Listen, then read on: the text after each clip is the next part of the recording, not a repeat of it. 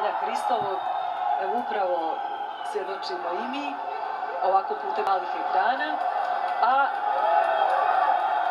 ostvarilo se po još ko zna koji put na Veliku subotu pravoslavnom patrijarhu, njegovom blagodatnom prizivu, molitvi, gdje njegov priziv je stišao nestvoreni blagodatni sveti obaj, koji, evo kao što smo u uvodnom dijelu ovog prenosa i rekli, i kao što su to svjedočili ljudi koji su sami to doživjeli, u prvim minutama, neki kažu 33 minute, znači broj Hristovih godina,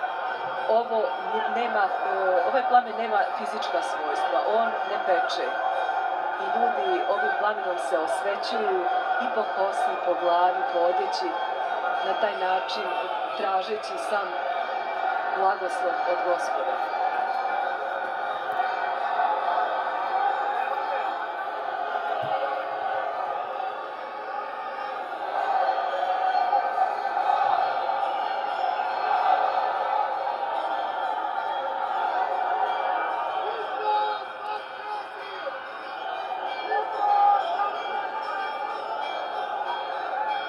Da, evo, prolamaju se ovi najradosniji, najveći